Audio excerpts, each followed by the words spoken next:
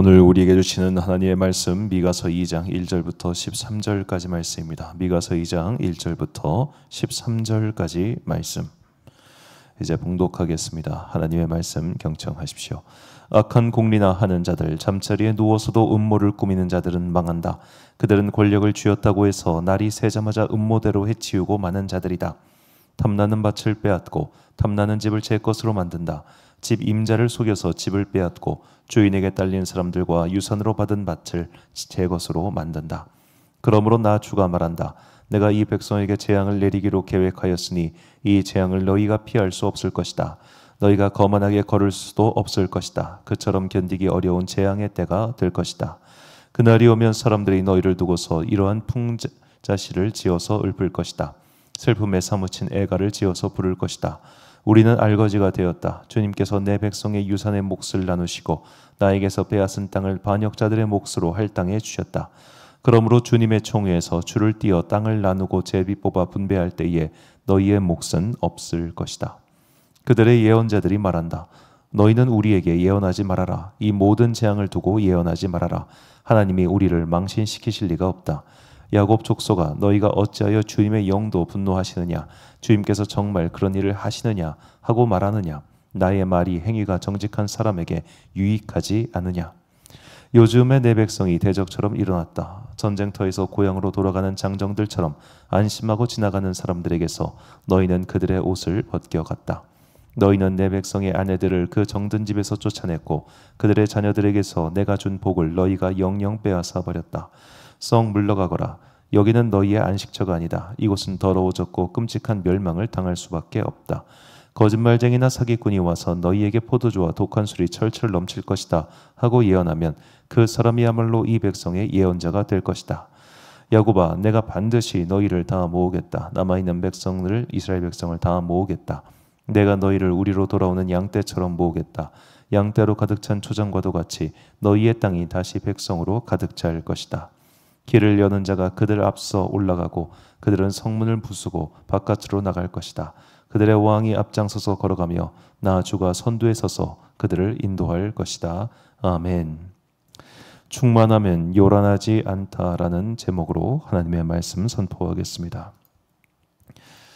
구약시대 북이스라엘 왕 아합이 다시던 때의 일이었습니다. 아합은 남유다의 왕이었던 여호사밧과 사돈을 맺고 함께 힘을 합하여 적과 싸우기로 결정을 했습니다. 그렇게 이제 결정을 하고 전쟁을 일으키려고 할 때 이 아합보다 신앙이 좋았던 남유다의 왕 여호사밧은 아합 왕에게 말합니다. 그래도 우리가 이렇게 전쟁을 하기 전에 하나님께 이 전쟁의 승패에 관해서 혹은 이 전쟁을 치러도 되는지에 대해서 여쭤보고 시작합시다 라고 말합니다. 그때 북이스라엘의 아합 왕이 자기를 따르는 자기에게 유리한 말을 하는 어용 선지자 400명을 불러서 그들에게 예언을 시킵니다. 그러자 그들이 이렇게 대답합니다. 열왕기상 22장 6절과 8절 말씀인데요.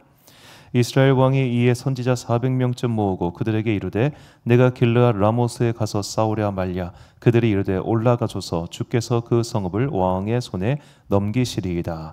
자, 이렇게 400명이 떼거지로 몰려와 가지고 예언을 하면서 아유, 전쟁은 당신이 승리할 것이니 올라가세요, 올라가세요.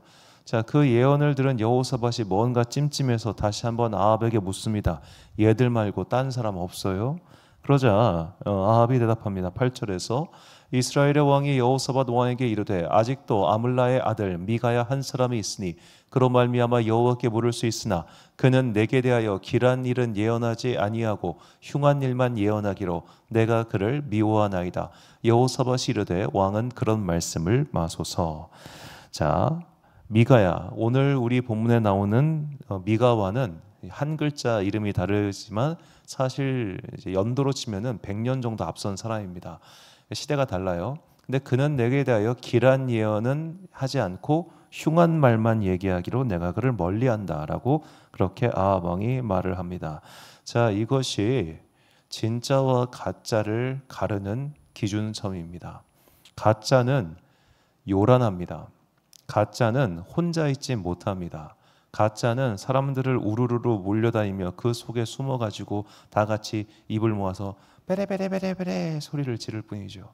자, 예수님의 재판 과정을 우리가 한번 머릿속으로 그려봅시다. 고발인이 몇 명입니까 도대체?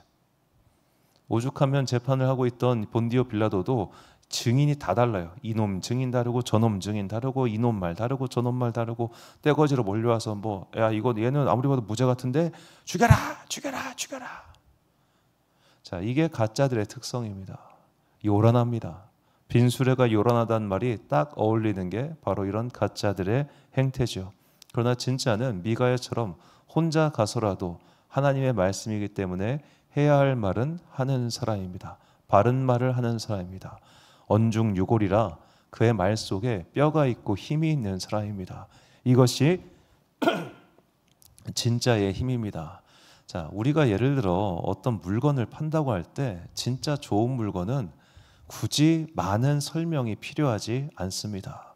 그런데 안 좋은 물건을 팔려고 하면 많은 설명을 해야 합니다. 많은 사람이 좋아하고 보감직도 하고 먹음직도 한 물건은 그냥 내놓으면 팔려요. 안 그런 것들을 팔려고 하니까 온갖 미사여구를 써야 되는 것처럼 인생이나 진리나 똑같다는 겁니다. 빈수레가 요란하고 진짜는 진중합니다. 자, 오늘 본문 말씀입니다. 본문 11절을 보니까 거짓 선지자들에서 이렇게 말을 하는데요. 사람이 만일 허망하게 행하며 거짓말로 이르기를 내가 포도주와 독주에 대하여 내게 예언하리라 할 것 같으면 그 사람의 이 백성의 선지자가 되리로다. 자, 저 말이 뭐냐? 쓸데없는 말이나 하고 거짓말을 하면서 사람들의 귀에나 이롭게 하는 그런 말을 하려면 그런 사람이 이 백성의 선지자가 될 것이다. 한마디로 이 백성도 한심하고 그렇게 거짓말하는 거짓 선지자는 더 나쁜 놈이다. 그런 말입니다. 온갖 미사역으로 사람의 귀를 홀리고 마음을 홀리게 만들어가지고 포도주와 독주에 대해서도 이것은 아무 문제가 없어, 이건 좋은 것이야, 그런 식으로 꾸며서 말하는 자들이죠. 잘못된 것을 잘못되었다 하지 않고 오히려 사람의 행실을 가리켜서 괜찮아, 잘 될 거야, 아유 아무 문제 없어, 너 지금 잘하고 있어, 이런 식으로 되도 안 될 말, 그런 거 하는 사람들 말입니다. 자, 이사야 선지자가 이 미가 선지자와 같은 시대를 살았습니다. 그도 이런 거짓 선지자에 대해서 이렇게 말을 하는데요. 이사야 30장 9절과 10절을 보니까 대저 이는 패역한 백성이요 거짓말하는 자식들이요 여호와의 법을 듣기 싫어하는 자식들이라. 그들이 선견자에게 이르기를 선견하지 말라. 선지자들에게 이르기를 우리에게 바른 것을 보이지 말라. 우리에게 부드러운 말을 하라. 거짓된 것을 보이라. 자, 바른 것을 보이지 말고 부드러운 말을 하지 말고 부드러운 말만 하고 거짓된 것을 보이라. 자, 이게 어쩌면 우리가 요즘 날 다른 사람에게 듣고 싶어하는 말은 아닌가요? 우리는 나에게 쓴소리하는 사람 별로 좋아하지 않습니다. 나에게 모두가 다 부드러운 말만 하기를 원합니다. 우리에게 바른 것을 보여주는 사람을 찾는 게 아니라 내가 원하는 것을 보여주는 사람을 찾습니다. 자, 뭐 조금 딥한, 좀 깊은 얘기가 될 수 있는데 저는 이제 한국뿐만 아니라 뭐 전 세계의 좀 민주주의 제도라는 것에 대해서 굉장히 큰 의구심을 가지고 있어요. 그 이유가 뭐냐면 이 대중이 원하는 것만 원해요. 쓴소리를 듣고 싶어 하지 않아요. 그러다 보니까 사실은 뭐 케네디가 했던 유명한 말이기도 합니다만 우리도 무언가를 위해서 양보하고 희생하고 할 게 필요한데 아무도 그렇게 하지 않아요. 내가 왜 양보하고 내가 왜 희생해야 돼? 그러니까 모두의 이익이 충돌하면서 결국에는 더 많은 다수의 이익, 그런 거를 쫓아가는 정책들이나 발언들만 하죠. 그러면 사람들은 자동적으로 그런 사람들만 쫓아가고, 우리가 잊어서는 안 되는 게 이 2차 세계대전을 일으켰던 나치의 히틀러, 그가 93.7%인가 그렇게 독일 국민의 지지를 받고 당선이 됩니다. 내가 다 해줄게, 내가 모든 걸 할 수 있어, 너희는 나만 믿고 따라와. 대중이 그런 어리석은 선택을 할 때가 너무 많다는 거죠. 그게 요즘 아이들 공부하는 거 보면 그런 게 참 많이 드러나는 것 같아요. 싫은 소리 듣는 걸 견디질 못해요. 진짜 견디질 못합니다. 그러면 특히 이제 이런 아이들이 말하는 특징이 있습니다. 말의 내용은 문제 삼을 수 있는 게 없잖아요. 정신 차리고 공부하라는 내용이니까. 뭘 문제 삼냐? 말투를 문제 삼습니다. 말투가 기분 나빠. 말투가 마음을 상하게 만들어. 당신의 눈빛이 문제야. 왜 내 말에 공감해 주지 못해? 그러니까 자기의 현재 이 문제를 바꿀 생각은 하지 않고 자신의 감정을 먼저 내세우고 그러면서 사람들로 어떻게 보면 논의를 호도하는 거예요. 자, 이런 식의 분위기가 형성되면 누구나 다 말을 할 때 뭘 조심하느냐? 내용보다는 어떻게 하면 내 분위기, 내 표정, 내 말투가 상대방의 기분을 상하지 않게 할까, 이거에만 포커스를 맞춥니다. 어찌 보면 요즘 날 우리 사회의 모습이 전부 다 이렇게만 되어 가고 있는 것 같아요. 설교도 마찬가지입니다. 설교 예전에는 이제 물론 좋은 것은 아니라고 생각합니다만, 예전에 목사님들은 설교할 때 그렇게 반말들 하시는 분들이 좀 많으셨어요. 특히 이제 부흥사분들 반말도 많이 하시고 말도 셌습니다. 예전에는 그렇게 설교하는 분들이 저도 싫었습니다. 굳이 저렇게 강대상 위에서 저런 식으로 소리를 고래고래 지르고 센 단어를 써야 하는가. 조금 세월이 흐르고 이해되는 부분이 있습니다. 이분들 눈에는 성도들이 그렇게 사는 게 너무너무 속상한 거예요. 내 자식이 잘못된 길을 가고 있습니다. 내 자신이 잘못된 행동을 하고 있습니다. 그런데 아유, 우리 딸 그러면 안 돼. 그럼 엄마가 너무 속상하지 않니? 우리 딸 그거 안 하기로 약속. 이렇게 말을 해야겠습니까? 야이 삐삐삐 삐삐삐 빠빠빠야 뿌빠빠 빠빠빠 빠빠빠 이렇게 하는 게 맞겠습니까? 당장 위험한 일이 생기고 정말 그 일을 하면 안 되는데 거기에 무슨 공감하는 말을 해주고 이제 아이들 키울 때 뭐 그런 말 있다고 하더라고요. 아이 공감법. 네가 그러면 엄마는 이래. 뭐 이런 공감법. 참고로 남자아이들한테는 이런 공감법이 통하지 않습니다. 왜냐하면 남자는 공감 능력 자체가 떨어지기 때문에 이런 아이 공감법으로 남자아이를 훈육하면 남자아이가 이상해져요. 그건 여자아이들 키울 때 하는 방법이지. 남자아이들은 그냥 속된 말 좀 때려야 되는데 단호하게. 자, 이게 어찌 보면 우리가 이 죄악 세상에서 물들어 있는 사람들에게 정신이 바짝 차리는 죽비와 같은 말씀을 던져야지. 공감해 줄게요. 이해해 줄게요. 좋은 말이 좋은 거죠. 이렇게 하면 그 사람은 절대로 깨닫지 못합니다. 절대로 변하지 않습니다. 그래서 예수님께서 이런 말씀하셨습니다. 누가복음 6장 26절에 모든 사람이 너희를 칭찬하면 화가 있도다. 그들의 조상들이 거짓 선지자들에게 이와 같이 하였느니라. 자, 모든 사람이 너희를 칭찬한다. 아무도 쓴소리하지 않고 아무도 진실을 고하지 않고 아무도 기분 나쁘게 행동하지 않으니까 나는 문제가 없겠지라고 생각하고 있지만 그렇지 않습니다. 어찌 보면 오히려 나의 주변에 그렇게 미사여구된 말을 더 많이 하고 주변에서 딸랑거리는 사람이 많을수록 내가 잘못 살고 있다는 증거일 수 있습니다. 오히려 정말로 충만한 자들은 요란할 필요가 없습니다. 진리는 우리를 요란하게 만들지 않습니다. 하나님의 영으로 충만한 사람들은 굳이 온갖 미사여구의 말을 뱉으면서 굳이 상대방의 기분을 맞춰가면서 그런 말을 하지 않습니다. 왜냐하면 진실한 마음으로 상대를 대하기 때문에 당신 그거는 안 했으면 좋겠어. 내가 보니까 당신의 그런 행동들은 당신에게 아무런 득이 되지 않아. 이렇게 점잖게 그러나 분명하게 이야기할 겁니다. 상대가 알아듣게 얘기하겠죠. 자, 그런데 그런 말 하는 사람이 옆에 두고 있으면 피곤해요. 껄끄럽고. 저도 그런 사람 더 봐서 아는데 진짜 피곤합니다. 그런데 그런 사람이 옆에 있어야 내가 바른 길을 끝까지 갈 수 있는 거죠. 서로가 서로에게 그런 사람이 되어줘야 합니다. 오늘 나의 언어 습관은 어떻습니까? 나는 어쩌면 상대가 듣기 좋아하는 말만 위주로 하려고 하지 않습니까? 그 사람이 감정 상할까 봐, 그 사람과의 관계가 혹은 어떤 문제가 생길까 봐 좋은 게 좋은 거지. 굳이 뭐 내가 저런 얘기까지 해. 내가 저 사람이랑 피가 섞인 것도 아닌데. 이런 식으로 하면서 우리가 그냥 아유 그래 넘어가고 아유 그래 이렇게 하고. 자, 이렇게 하면 사실은 그와 나와 사이에는 진실한 관계가 아닌 거죠. 우리가 뭐 일상 사회생활이야 뭐 이제 어차피 일을 하려고 만났으니까 부드럽게 일하기 위해서 그렇게 말을 할 수 있겠습니다만, 자, 믿음의 지체들 간에도 이렇게 행동해야 되는가? 그건 아닙니다.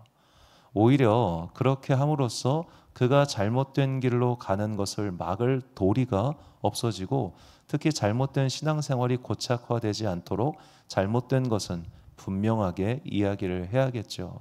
이것이 서로가 서로를 진실하게 대하는 방법이며 서로가 서로에게 진정한 하나님의 말씀의 동역자가 되는 방법입니다. 어찌 보면 우리는 너무 사랑이라는 미명하에 그냥 감정을 상하지 않을 말만 하며 잘못된 행동에 대해서는 넘어가 주려고 하는, 어찌 보면 좋게 말하면 부드러운 마음이고 안 좋게 말하면 약간은 비겁한 마음들을 누구나 다 가지고 있습니다. 저 같은 종교인들은 말할 것도 없습니다. 자, 그렇기 때문에 때로는 정말로 그 사람을 위한다면, 내가 나의 자녀, 나의 형제라면 단호하게 말했을 그런 말들을 물론 순화해서 지혜롭게 말하는 말이 필요하겠죠. 우리는 너무 한국 사회 특성일 수도 있겠습니다만 좋은 게 좋은 거라고 하면서 넘어가는 것들이 참 많습니다. 오히려 우리가 하나님의 영으로 서로 충만하여서 진중하게 필요한 말을 바르게, 그리고 그 때에 맞게 전달할 수 있는 지혜와 용기, 그리고 진실한 자세가 필요하겠죠. 우리가 이 땅을 살아가는 동안 서로가 믿음의 동역자가 되기 위하여 이것을 구하고 취하는 그런 여러분과 제가 되시기를 주님의 이름으로 축원합니다. 결단의 말씀 에베소서 4장 25절과 29절 말씀을 한 목소리로 읽겠습니다. 시작. 그런즉 거짓을 버리고 각각 그 이웃과 더불어 참된 것을 말하라. 이는 우리가 서로 지체가 됨이라.